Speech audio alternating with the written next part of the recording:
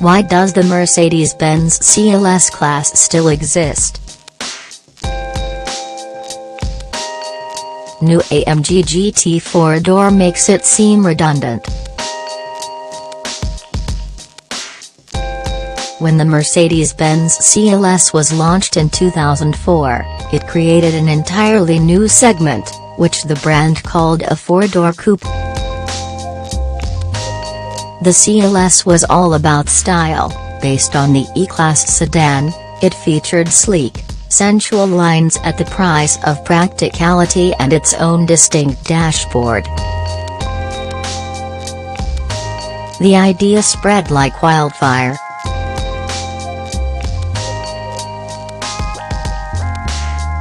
Audi derived the A7 from its A6, while Volkswagen conceived the CC as a Passat variation. Like the CLS, they were slightly more expensive than the models they were based on. Then BMW took the cake with the 6 Series Grand Coupe, which shared its architecture with the 5 Series sedan but was priced well into 7 Series territory. Benz's second-gen CLS, on the other hand, gained a station wagon version, dubbed Shooting Brake, in some markets, but its interior was downgraded to E-Class level. Meanwhile, Porsche's whale-like Panamera followed the 4-door coupe format without even bothering with the more traditional squared-off sedan version. It has become much easier on the eyes in its second iteration. Now Daimler has bifurcated its 4-door coupe offerings. Almost simultaneously, the company launched its third-generation CLS and the new AMG GT 4-door. In Europe, the new CLS lineup stretches from a 4-cylinder diesel through 6-cylinder gasoline and diesel models, topping out with the Mercedes-AMG CLS 53, which is powered by a turbocharged and supercharged 30-liter inline-6 with a 48-volt system that makes 429 horsepower.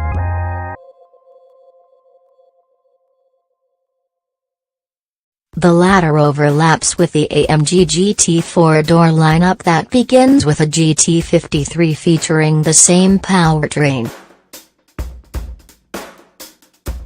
Above that, Mercedes-AMG offers its new 4-portal coupe in V8-powered GT 63 and GT 63S versions, with 577 and 630 horsepower, respectively.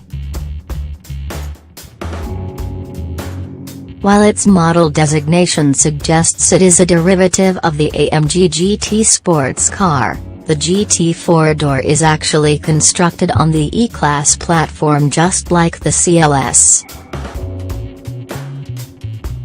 A 4-door version of the actual GT, a car that is closely related to the defunct SLS supercar, was never an option. As an engineer, I realize at first glance that this approach wouldn't work.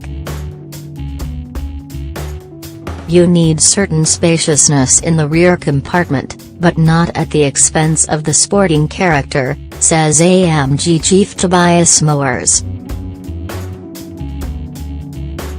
Building the GT 4-door atop the E-Class platform turns it into a more formidable competitor for the Panamera, where a version based on the 2-door GT's hardware would have resulted in something more like the Aston Martin Rapide, which is to say it would be a vehicle hampered by packaging issues and a diminutive cabin. But an E-Class is not always a mere E-Class. While the AMG CLS 53 is built upon the regular width CLS and E-Class architecture, the GT 4-door, even in its entry-level iteration, is more closely related to the AMG E63 with its performance chassis.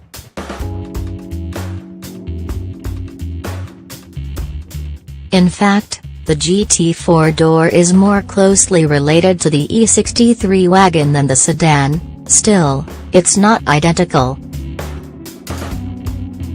The four-door GT features the AMG-specific rear frame with modified kinematics, says Mowers, adding, the front axle is different as well.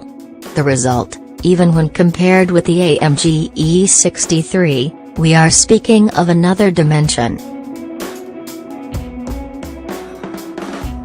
The engineering process is different, too.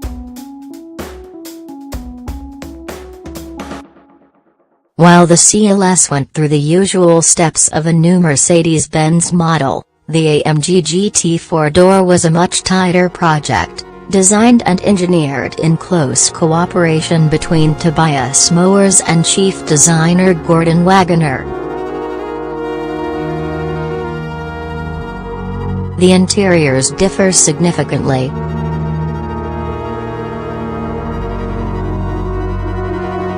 While the CLS interior is taken almost directly from the E-Class, this only pertains to the upper half in the GT four-door. The center console is specific to the model, wider and elevated with a central section modeled after a large NACA air duct that features new touch-capacitive buttons. It could be an inspiration for a facelift of the two-door GT, says Mowers. A diesel model like that Mercedes-Benz offers in the CLS in Europe also goes against AMG's current philosophy. A diesel version of the four-door GT is not planned, Mowers declared, adding that, for AMG, the future is electrified gasoline powertrains. And he whets our appetite by revealing that for a future hybrid variant of the GT, look at the 805 horsepower concept of 2017 for inspiration. For now, the AMG GT53 picks up neatly where the AMG CLS53 leaves off.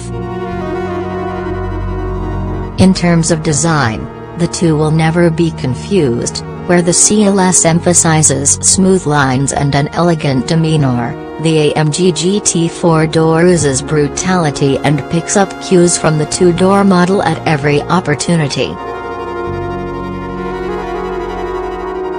Nonetheless, Daimler is wary of the product overlap, and this concern is illustrated by some tweaking of the lineup.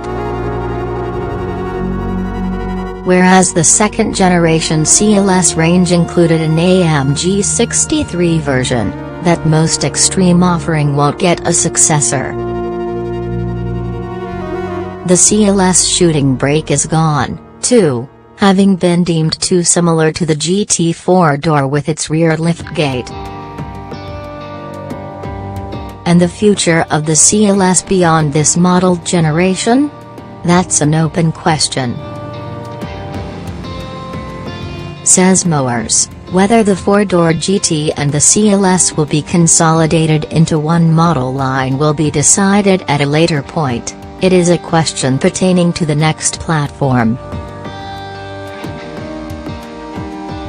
Meanwhile, pricing for both models is still undeclared, but it's safe to assume that the GT will command a significant premium over the CLS. Competitors are also expanding their four-door coupe offerings. BMW is calling its replacement for its 6 Series Gran Coupe the 8 Series, even as it already has the 6 Series Gran Turismo to replace the former 5 Series model.